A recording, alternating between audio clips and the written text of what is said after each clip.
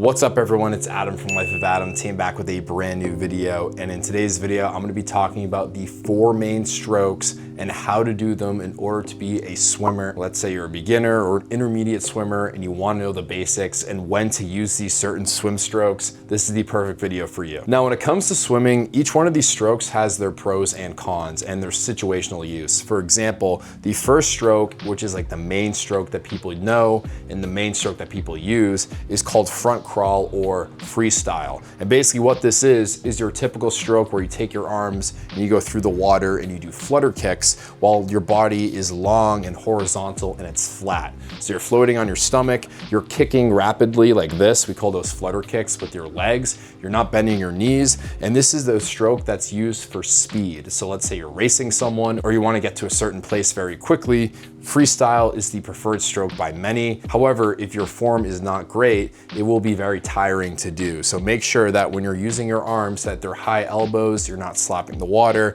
Also make sure that when you're breathing, you get into a rhythm of breathing to the side when you're moving your arms. So you're not like lifting your head up or you're just keeping your face straight in the water and not breathing at all. So it's personal preference if you do it every 3 strokes or every 2 strokes, but just make sure that you implement rotary breathing, and that is freestyle for you, and that's when people use it. Now, stroke number 2 is breaststroke, and breaststroke is the most beginner-friendly stroke, and it's also the best stroke for endurance purposes. So if you wanna swim long distances, you wanna swim casually, this is the stroke that people usually do, and it's my personal favorite because you can go at your own pace, and also you can swim for a very long time. Now with your body, what you're doing is you're really gliding. The most important thing of this stroke in general is gliding, and you lift your chest up to breathe.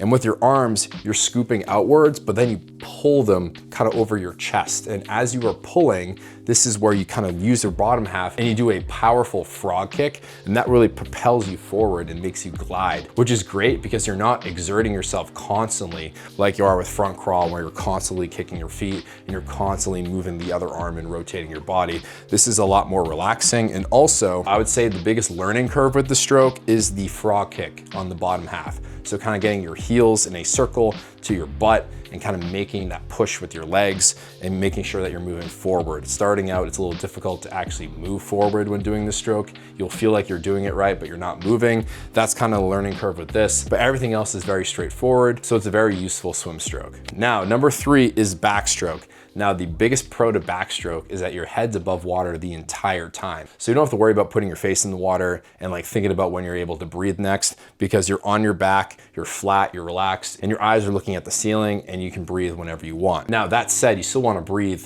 in the rhythm of how you're swimming. So you want to make sure with your arms, you're bringing them over your head, but the first thing to touch the water should be your pinky. So you're kind of rotating your arms fully. I have a low ceiling above me, but really you're waving like hello and then goodbye.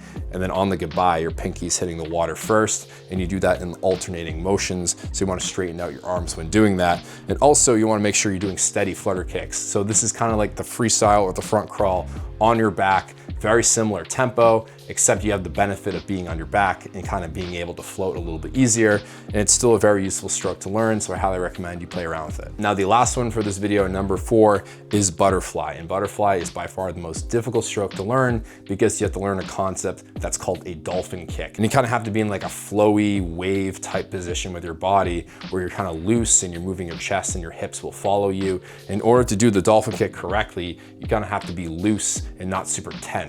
And also the arm pulls are together. So as you do 2 dolphin kicks in the bottom half and your feet are together, you move your arms wide and in sync. This is definitely the more advanced swim stroke, but it's definitely the most powerful swim stroke. So if you're looking for power, I'd recommend butterfly. And as you're lifting your arms wide, that's your chance of breathing. But if you're looking for power, I would do butterfly.